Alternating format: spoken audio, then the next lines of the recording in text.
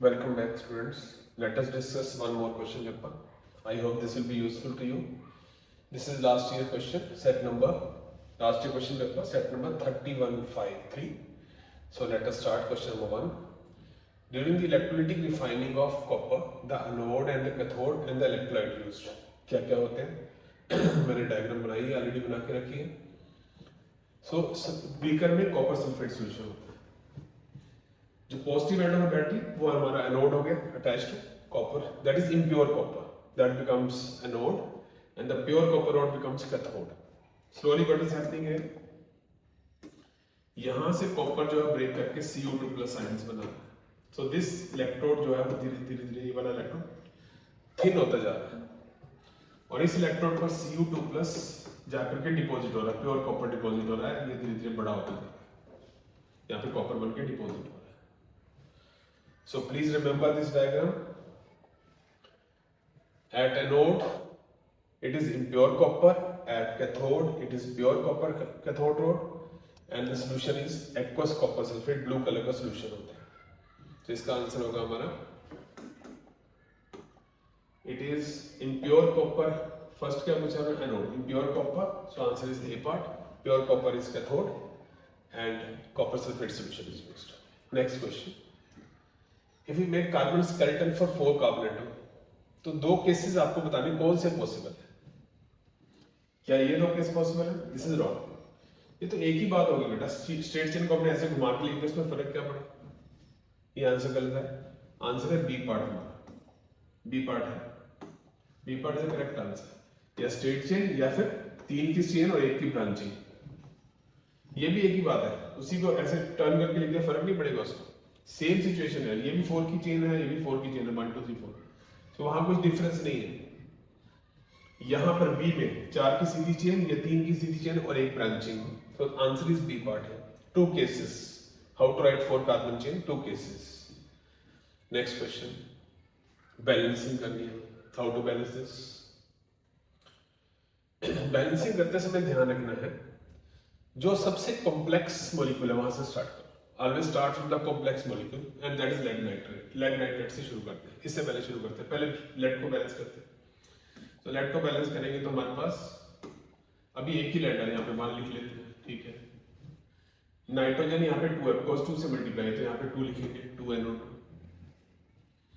Now we count oxygen atom. अभी यहाँ पे भी हमने 1 ही लिखा हुआ है.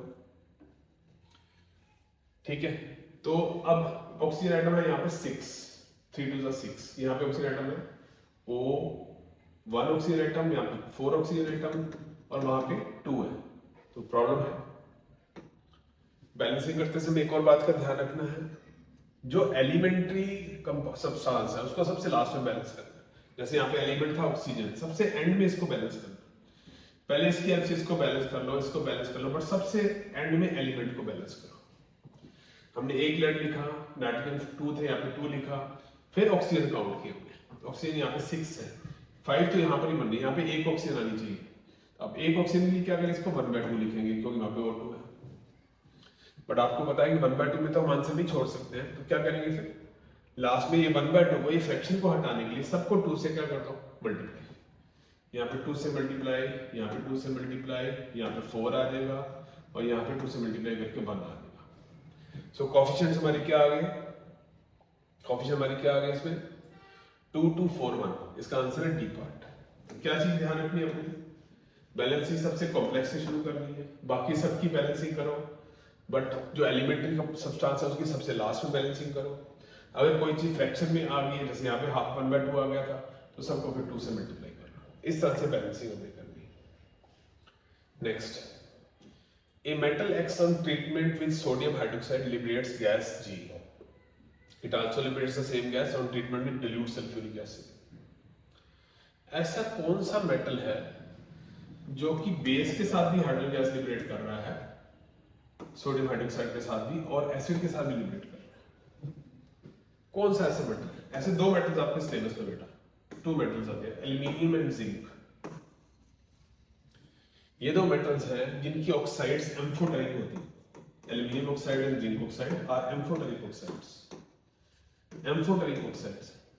एम्फोटेरिक ऑक्साइड का मतलब क्या होता है? which can act as acid as well as base। ये दो है, ध्यान रखना। तो यही दो मेटल हैं जो बेस से भी रिएक्शन कर सकते हैं और एसिड से भी रिएक्शन कर सकते हैं, एल्यूमिनियम एंड जिंक। इसके अलावा भी है बट आपके सिलेबस में दो ही, एल्यूमिनियम एंड जिंक। तो अब रिएक्शन दिखा देते हैं इसका। What is the reaction? Answer तो इसका हो गया zinc and hydrogen gas will be liberated. So reaction क्या हमारा? Zinc reacts with 2 NaOH, it forms sodium zincate plus hydrogen gas. Zinc also reacts with HCl to form ZnCl2 and hydrogen gas. So इन दोनों cases में hydrogen gas liberate होगी और metal है zinc, इसलिए इसका answer हो गया C part. C part is answer. Next question, we go to the next question here. When a mixture of baking soda and tartaric acid is heated, a product X is formed which is responsible for making bread soft and spongy. ये तो बहुत बार पढ़ चुके होंगे आपको। Baking soda जो है, baking soda में ऐसी क्या चीज होती है जो ब्रेड्स को सॉफ्ट एंड स्पॉन्जी बनाती है? And the answer is carbon dioxide gas release होती है तो उसको सॉफ्ट एंड स्पॉन्जी बना देती है। कार्बन डाइऑक्साइड गैस इसका आंसर है। A metal M displaces iron from aqueous solution of ferrous sulfate but fails to displace aluminium sulfate. ऐसा कौन सा मेटल है? रिएक्टिविटी सीरीज पर जाओ। What is the reactivity series? Sodium, potassium, calcium, magnesium, aluminium, zinc and then iron. तो ऐसा कौन सा मेटल है जो आयरन को तो डिस्प्लेस कर रहा है बट एल्यूमिनियम को नहीं कर रहा? तो उसका आंसर है जिंक। आंसर इज जिंक है। जिंक जो है एल्यूमिनियम और आयरन के बीच में लाइन करता है, तो zinc can displace iron but can not displace aluminium, तो इसलिए इसका आंसर है zinc. Zinc is answer this. आपको पता है डिस्प्लेसमेंट सीरीज में जो हायर मेटल होता है वो लोअर वाले को डिस्प्लेस कर सकता है, तो that's why zinc can displace iron. तो मोस्ट देखो एक्टिविटी सीरीज पे क्वेश्चन आने ही, आपको ध्यान से इसको याद करके जाना चाहिए। मैग्नीशियम की बर्निंग के बारे में क्या क्या चीज करेक्ट है? It burns with a dazzling flame, that is very absolutely correct. ठीक है, मैग्नीशियम जो है पुराने टाइम पर कैमरा फ्लैशेस में हम यूज करते हैं। कैमरा फ्लैशेस में, आजकल तो इलेक्ट्रिकल फ्लैशेस हैं, तो पुराने टाइम में मैग्नीशियम का पाउडर यूज करते थे, उसको बर्न करते थे, एकदम फ्लैश लाइट प्रोड्यूस होती थी। कैमरा फ्लैशेस में हम यूज करते थे, डेज़लिंग लाइट वाइट फ्लेम से बर्न करता है, दैट इज ओके। और जो बनता है व्हाइट कलर का पाउडर है वो भी ठीक है, मैग्नीशियम ऑक्साइड बनती है, व्हाइट कलर का पाउडर है, that is also correct. Magnesium ribbon के वेपर्स बन जाते हैं? बिल्कुल नहीं, मैग्नीशियम रिबन वेपर्स को बनाएगा, गैस थोड़े बनाएगा, बर्न करेगा। Then aqua solution of white powder, that is magnesium oxide, turns blue litmus red, बिल्कुल रॉन्ग है। मैग्नीशियम ऑक्साइड को अगर आप पानी में डालोगे, एक्वा सॉल्यूशन बोला, it will form magnesium hydroxide. और मैग्नीशियम हाइड्रोक्साइड बेसिक है, बेसिक कंपाउंड है, एसिडिक कंपाउंड नहीं है। एसिड करता है ब्लू लिटमस को रेड, बेस थोड़े ना करता है, बेस तो रेड लिटमस ब्लू करता है, तो ये भी गलत है, बिल्कुल एब्सोल्युटली गलत है। देखो मेटल ऑक्साइड जो होती है, magnesium oxide, calcium oxide, aluminium and sodium oxide, ये सब बेसिक कंपाउंड्स हैं। और जो नॉन मेटल ऑक्साइड है, carbon dioxide, sulphur dioxide, sulphur dioxide, ये सब एसिडिक कंपाउंड्स हैं। और कुछ ऐसे हैं जो एम्फोटेरिक है, जैसे दो हमने बताया, aluminium oxide and zinc oxide, ये एम्फोटेरिक है because they can act as acid as well as base. ये बेसिक है, ये एसिडिक है, ये एम्फोटेरिक है, ध्यान रखना। So 1 and 2 are correct, 1 and 2 answer will be C part. C part इसका आंसर है। प्रिज्म दिखाया आपको, ये कौन सी लाइट है? Incident light. This is emergent ray, arrow की डायरेक्शन देखो, ये इंसिडेंट लाइट है, ये बाहर निकल रही है, ये एमर्जेंट रे है हमारी। इस पॉइंट पे ये ड्रॉ हुआ है नॉर्मल, यहाँ पे ये नॉर्मल है। ये जो एंगल है इंसिडेंट रे और नॉर्मल के बीच में बी, ये हमारा एंगल ऑफ इंसिडेंस है। B is the angle of incidence, B is the angle of incidence. Incidence ray और नॉर्मल के बीच का angle, it is angle of incidence. D हमारा एंगल ऑफ इमर्जेंस है, इमर्जेंट रे और नॉर्मल के बीच का एंगल। बट उन्होंने पूछा है, एक तो एंगल ऑफ इंसिडेंस पूछा, वो तो बी हो गया। दूसरा उन्होंने पूछा एंगल ऑफ डेविएशन क्या है। What is angle of deviation? वो होती है जो इंसिडेंट रे है उसके और इमर्जेंट रे के बीच का angle, and that is angle E. Angle E जो है हमारा एंगल ऑफ डेविएशन है। तो इसका आंसर है B is the angle of incidence and E is the angle of emergence. Sorry. Again come back. E is the angle of deviation. Angle of emergence तो D है. E is the angle of deviation. Okay. In order to obtain large images of the teeth of the patients, dentists hold the concave mirror in such a manner that teeth are positions where. 3 तरह के mirrors आप use करते हो, plane mirror, concave mirror and convex mirror. देखो, अगर हम plane mirror लें, जैसे प्लेन मिरर, यहाँ पे ऑब्जेक्ट होगा, पीछे उसकी इमेज बनेगी, सेम साइज की इमेज बनेगी, सिंपल ऑब्जर्विंग मिरर होता है। अगर आप कनकेव मिरर लेते हो, ये पोल है, ये फोकस है, अगर फोकस के इधर कहीं भी ऑब्जेक्ट रखा फिर तो रियल इमेज बनती है। बट अगर आपने ऑब्जेक्ट इनसाइड द फोकस रखा, पी और एफ के बीच में, तो यहाँ पे virtual erect and magnified image बनती है। तो ये वर्चुअल इमेज बनाता है, वर्चुअल, ये भी वर्चुअल है, वर्चुअल इमेज बनाता है सेम साइज की, कनकेव मिरर वर्चुअल इमेज बनाता है मैग्नीफाइड साइज की, और जो कन्वेक्स मिरर है उसमें आप ऑब्जेक्ट को कहीं भी रख लो, प्लेस एनीवेयर, कहीं भी ऑब्जेक्ट को रख लो, ये वर्चुअल इमेज यहाँ पे छोटी सी बनाएगा, बिहाइंड द मिरर बनाएगा। ठीक है बेटा, एक गलती हो गई यहाँ पे, ये जो वर्चुअल इमेज बनेगी बिहाइंड द मिरर बनेगी, बड़ी, तीनों किसमें बिहाइंड द मिरर ही बनती है। ठीक है, behind the mirror same size, behind the mirror magnified, behind the mirror diminished. ठीक है, तो अब उन्होंने पूछा कि कनकेव मिरर में हमने दांतों को देख रहे हैं तो कहां पे रखें सो दैट वो मैग्नीफाइड नजर आए। कनकेव मिरर का यूज ये डेंटिस्ट वाला बहुत इंपॉर्टेंट है। तो कहां रखना है, between pole and focus of mirror, ताकि वो मैग्नीफाइड इमेज बनेगी। कनकेव मिरर यूज करते हैं डेंटिस्ट, और जो कन्वेक्स मिरर है वो रियर व्यू मिरर होता है, क्योंकि ये बड़ी चीज को छोटा करके दिखाता है। सो ध्यान से इसको नोटिस करना है। तीनों वर्चुअल इमेज बनाते हैं, जो प्लेन मिरर है वो सेम साइज की virtual image, concave mirror magnified virtual image, और जो कन्वेक्स मिरर है वो डिमिनिश्ड वर्चुअल इमेज बनाता है। वर्चुअल इमेज के बारे में हम बात कर रहे हैं। The pattern of magnetic field of solid carrying current is similar to that of a bar magnet. बिल्कुल ठीक है, बार मैग्नेट जैसा ही पैटर्न होता है, बिल्कुल सही है। ये देखो, ये मैग्नेटिक लाइन का फोर्स है, मैंने पहले भी बनाया था पिछली वीडियो में, इसके ऊपर हम सॉलिड बना लेते हैं। मैग्नेटिक लाइन ऑफ फोर्स ऊपर जाके ऐसे क्लोज में, तो this magnetic field is very similar to, आप देखो डायग्राम में, एनसीईआरटी डायग्राम में बिल्कुल सॉलिड की मैग्नेटिक फील्ड्स और बार मैग्नेट का मैग्नेटिक फील्ड ऑलमोस्ट बिल्कुल सेम है। That is correct, assertion is correct.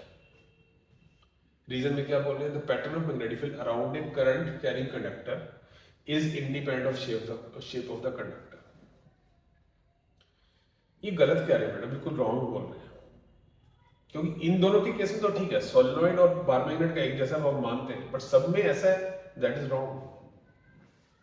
जैसे अगर हम स्ट्रेट कंडक्टर ले, मान स्ट्रेट कंडक्टर में करंट चल रहा है, तो उसकी magnetic line of force circular होती है, ऐसे सर्कुलर मैग्नेटिक फोर्स, वो तो बिल्कुल डिफरेंट होगा।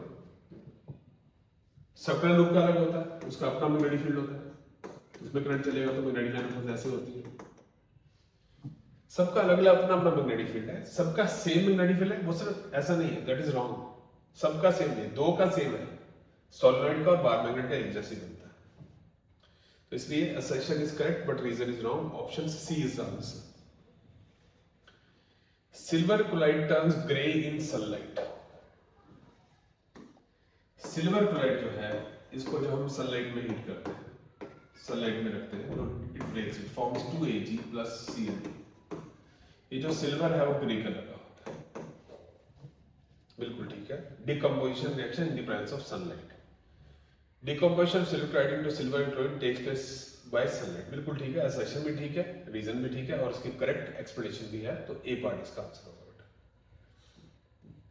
नेक्स्ट 2 मार्क क्वेश्चन शुरू हो गया।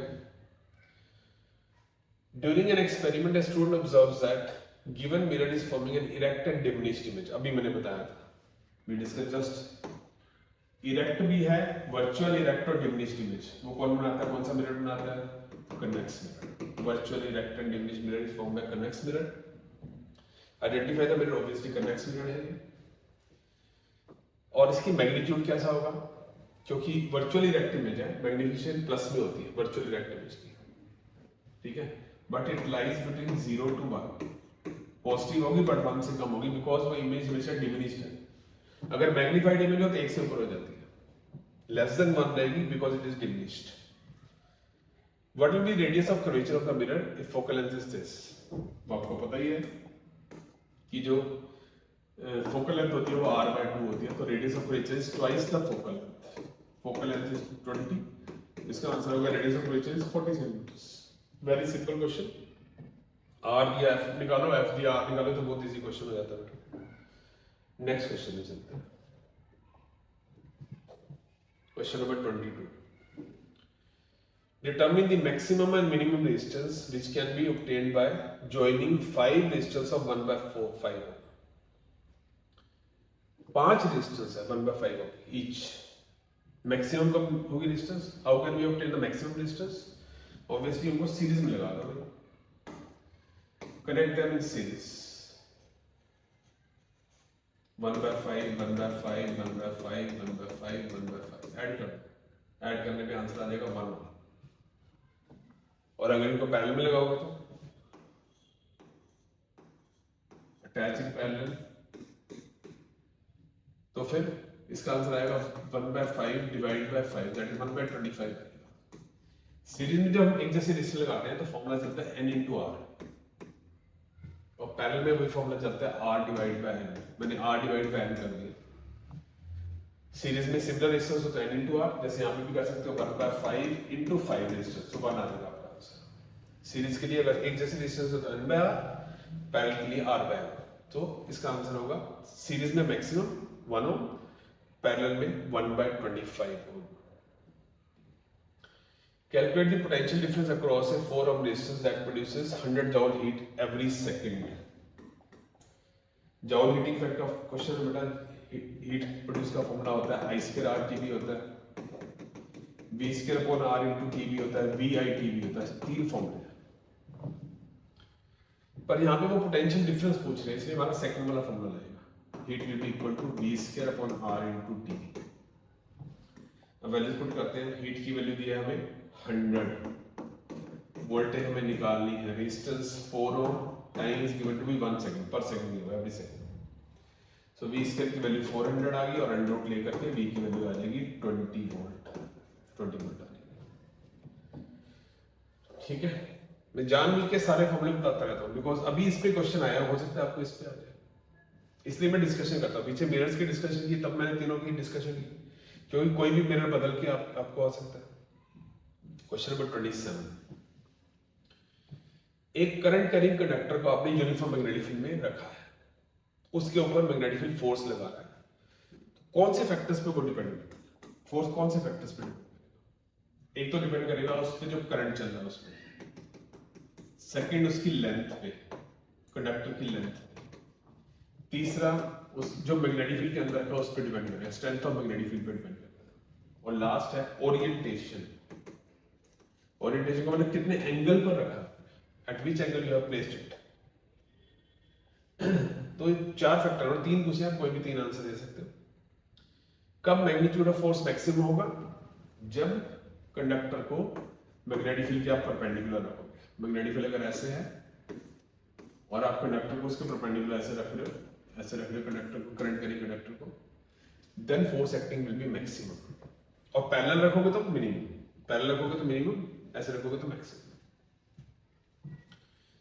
कौन से रूल से आप डायरेक्शन ऑफ फोर्स निकालते हो? उसके लिए left hand Fleming rule use करते हो, that is direction of magnetic field. ये करंट की डायरेक्शन, ये आपको फोर्स की डायरेक्शन बता देगा। Left hand Fleming rule, answer is left hand Fleming rule, left hand Fleming.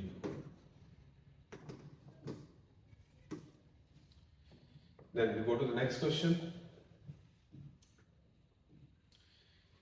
एक वायर दी है, उसकी लेंथ, उसकी रेडियस दिया हुआ है, उसकी रेजिस्टेंस दी हुई है, और आपको रेजिस्टिव के लिए लेंथ ऑफ वायर निकालना है। फॉर्मूला होता है R is equal to rho L by A. So resistance is given to be 7, resistivity 44 into 10⁻⁻6, length हमें निकालनी है, एरिया होता है पाई r स्क्वायर, पाई रेडियस का स्क्वायर, रेडियस कितना है 0.01 सेंटीमीटर, मीटर में कन्वर्ट करना पड़ेगा 100 से डिवाइड करके, तो हो जाएगा 0.0001 मीटर्स का होल स्क्वायर। अब उधर जाके मल्टीप्लाई कर दो, एल की वैल्यू निकालनी है, 7 y मल्टीप्लाई बाई ये होता है 22/7, ये 10⁻⁴ का स्क्वायर 10⁻8 हो गया जाके 44 10⁻6 से डिवाइड हो गया, ये पूरी चीज आके डिवाइड कर दी, लेंथ की वैल्यू निकाल दी। 7 से 7 कट गया, 22 से 44 कट के नीचे 2 आएगा और यहाँ से 10 की पावर भी नीचे आएगी। So length will come out to be 1/200 metres या 0.005 मीटर्स। ठीक है, नेक्स्ट क्वेश्चन पे चलते हैं। एक लेंस की पावर माइनस में दी हुई है, कौन सा लेंस है भाई? नेगेटिव पावर वाला होता है कनकेव लेंस, उसकी फोकल लेंथ निकाली है, पावर होती है 1/फोकल length, so focal length will be 1/पावर 1/- 0.25 that comes out to be -4 meters is the focal length of this lens। ठीक है, so it is a concave lens. कौन से डिफेक्ट में यूज करते हो इस लेंस को? विच डिफेक्ट? आई डिफेक्ट आप यूज करते हो इसको हम यूज करते हैं ऑब्वियसली मायोपिया में। मायोपिया की करेक्शन के लिए हम कनकेव लेंस को यूज करते हैं।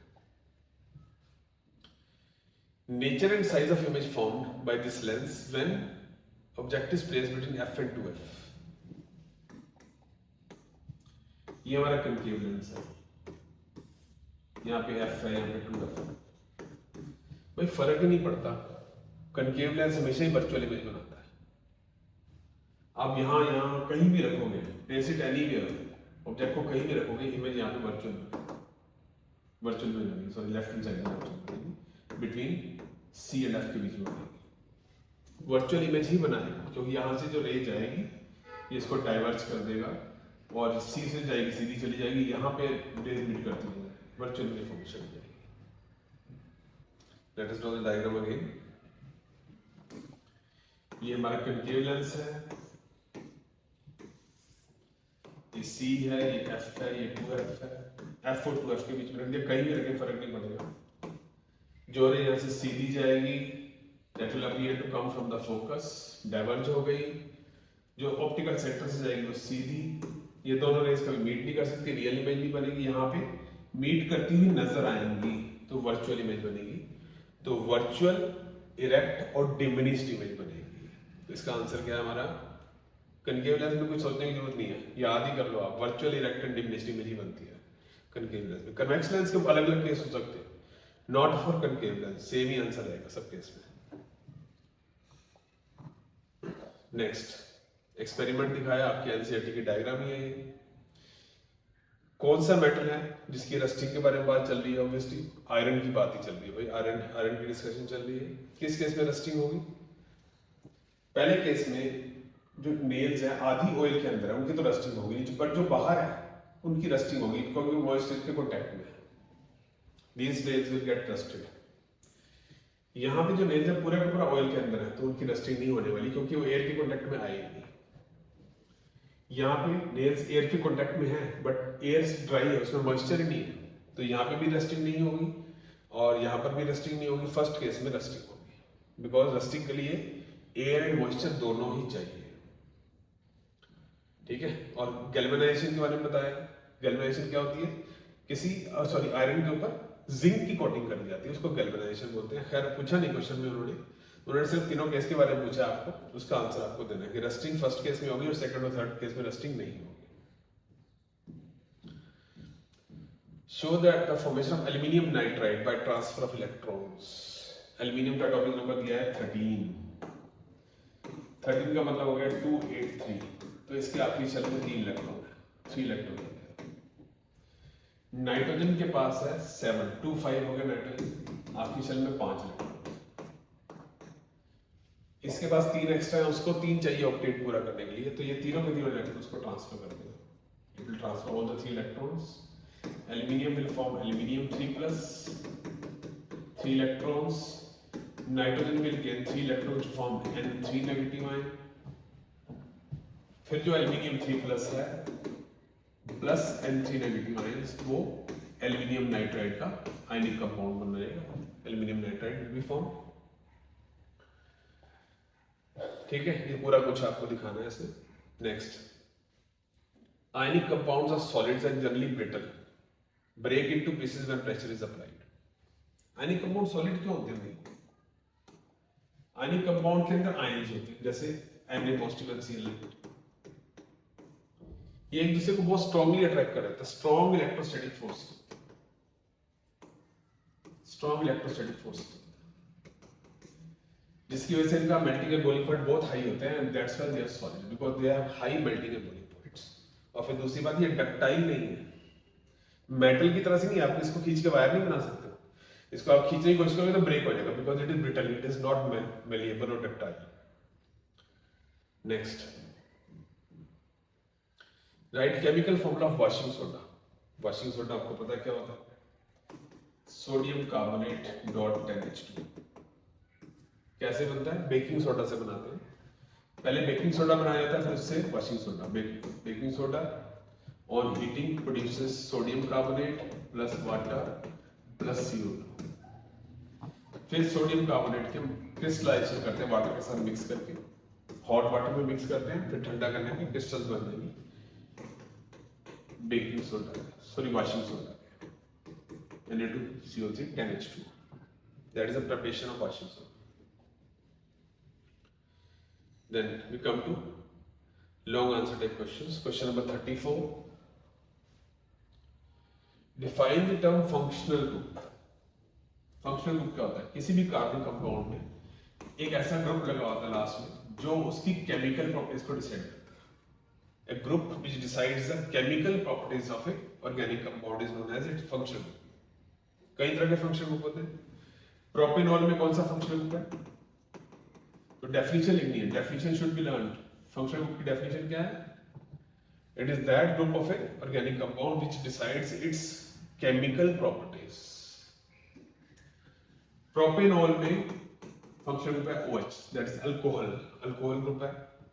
प्रोपेनॉल में फंक्शनल ग्रुप है हमारा ये CO, that is ketonic group.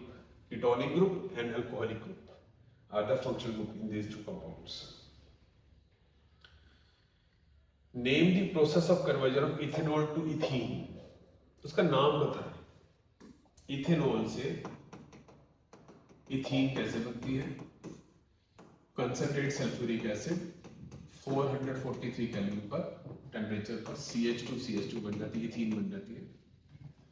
तो ये रिएक्शन भी लिख दिया हमने, एंड इसका नाम है dehydration. Removal of water is called, addition of water हो रही है तो हाइड्रेशन, रिमूवल ऑफ वाटर हो रही है तो dehydration. Water is being removed, यहां पे लिखना पड़ेगा हमें वाटर रिमूवल प्लस वाटर। ठीक है, ethanol to ethanoic acid. Ethanol से इथेनोइक एसिड कैसे बनेगा जी? इथेनॉल K1O4 के साथ रिएक्शन कराओ तो इथेनोइक एसिड बन जाएगा। इस प्रोसेस का नाम है ऑक्सीडेशन।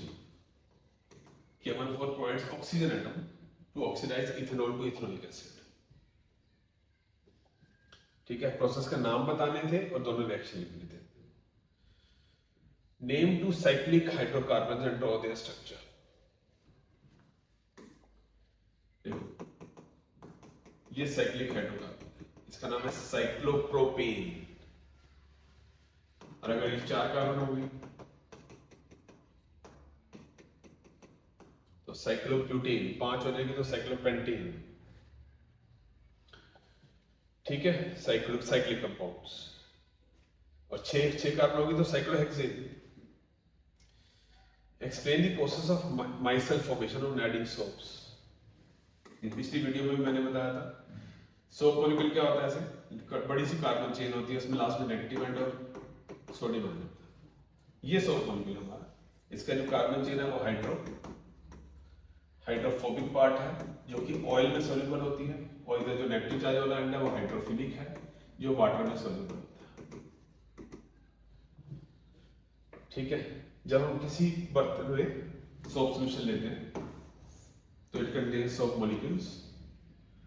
यहाँ पे नीचे कोई डर्ट है सपोज, तो 100 मॉलिक्यूल जाकर के ऐसे अटैच हो जाएंगे अपनी हाइड्रोफोबिक एंड से, उसको पकड़ लेंगे डर्ट को जाकर के। ये उनका हाइड्रोफिलिक एंड बाहर है।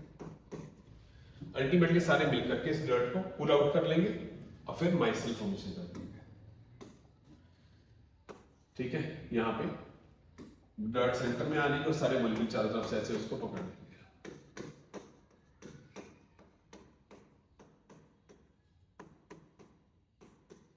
ये जो है इसको बोलते हैं micelle formation, pulling out the dirt out of the cloth and then they form माइसेल्स।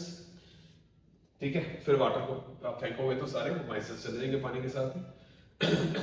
This is a cleaning action of the soap. Okay, next question.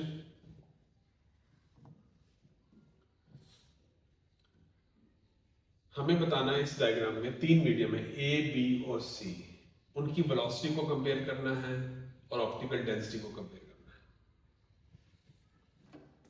देखो पहले डायग्राम में अगर आप ध्यान से देखोगे तो यहाँ पे रे बेंड नहीं है, सीधी जा रही है, no bending is there. No bending का मतलब क्या है?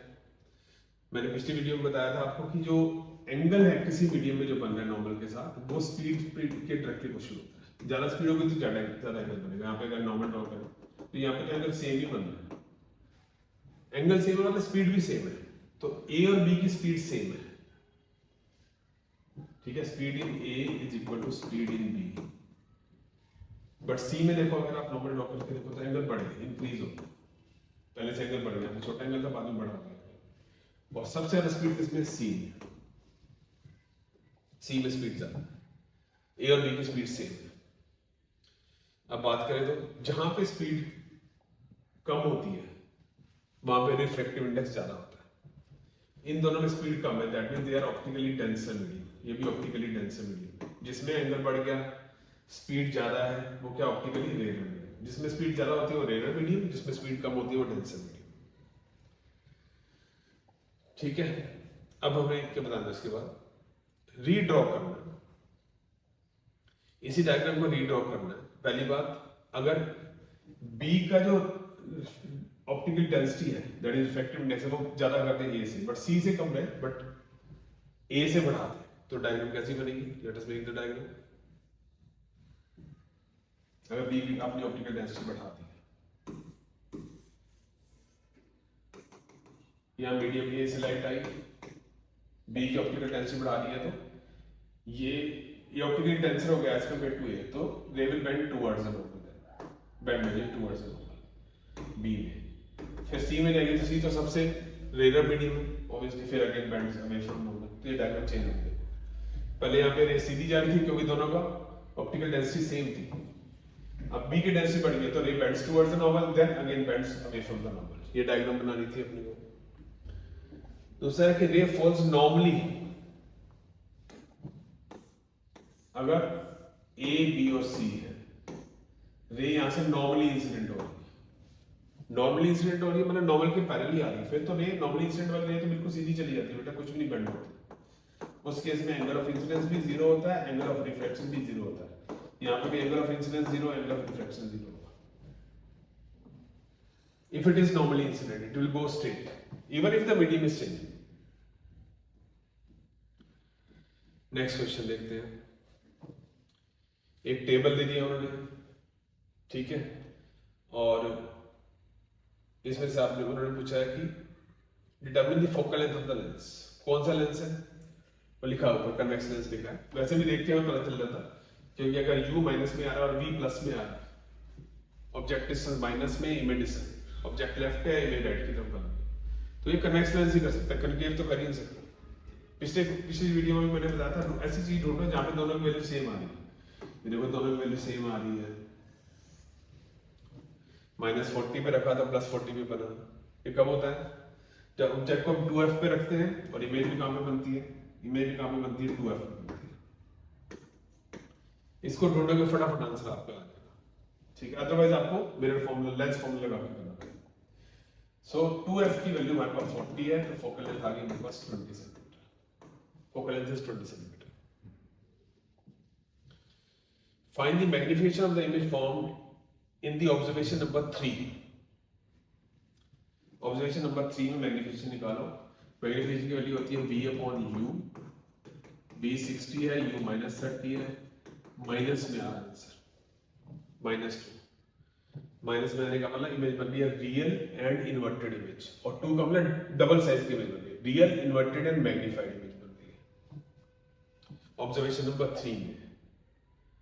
और ऑब्जर्वेशन नंबर 1 और 2 में क्या है?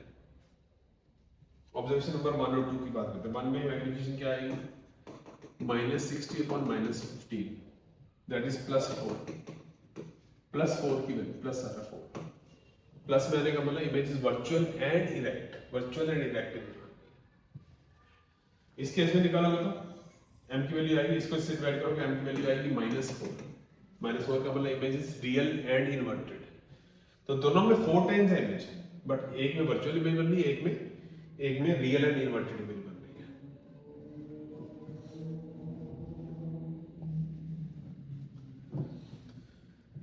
बार मैग्नेट की मैग्नेटिक लाइंस ऑफ फोर्स दिखाई है उन्होंने।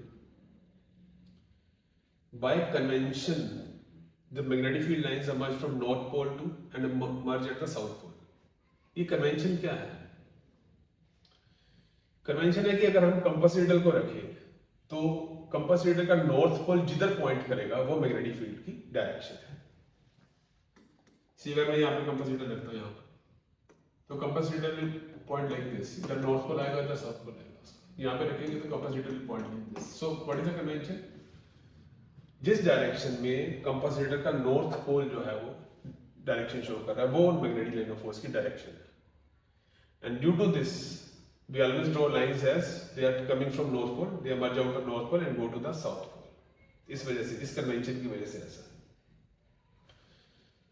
State the relationship between strength of magnetic field and the degree of closeness।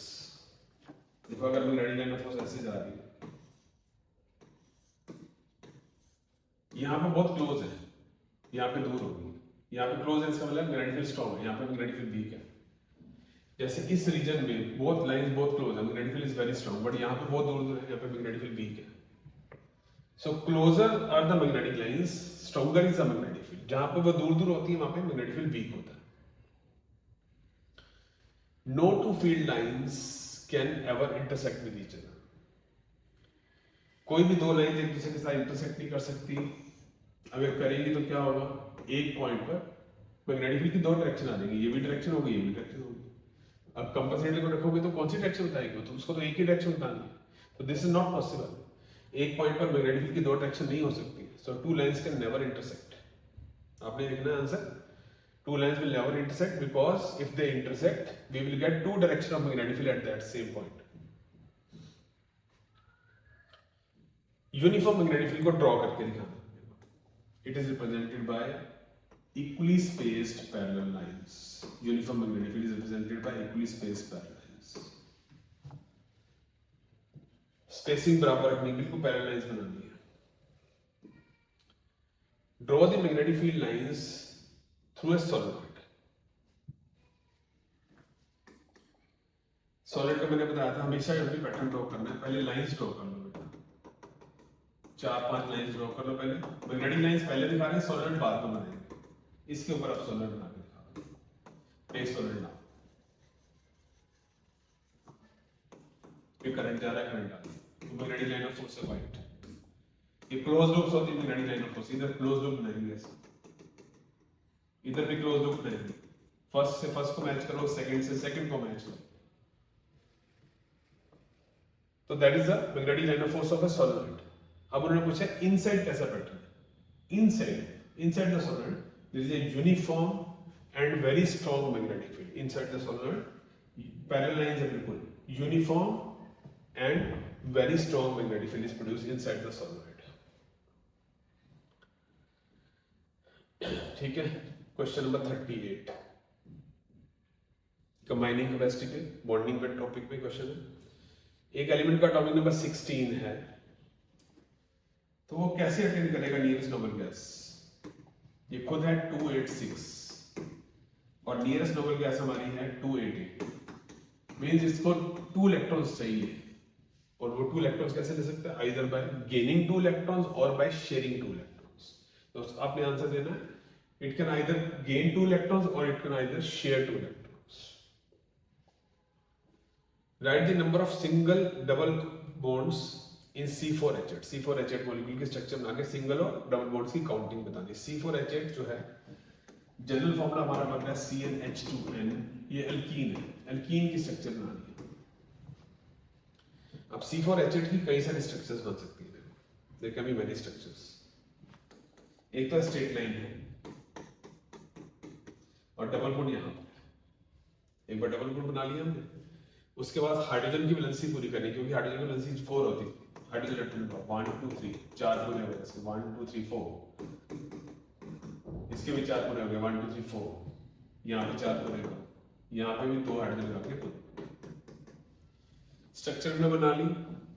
अब काउंट कर लो कितने कितने सिंगल एंड कितने डबल बॉन्ड्स। एक तो डबल बॉन्ड है, there is one double bond, and single bond is 1 2 3 4 5 6 7 8 9, 1 2 3 4 5 6 7 8 9 10 हमारे पास सिंगल बॉन्ड्स हैं और 1 डबल बॉन्ड।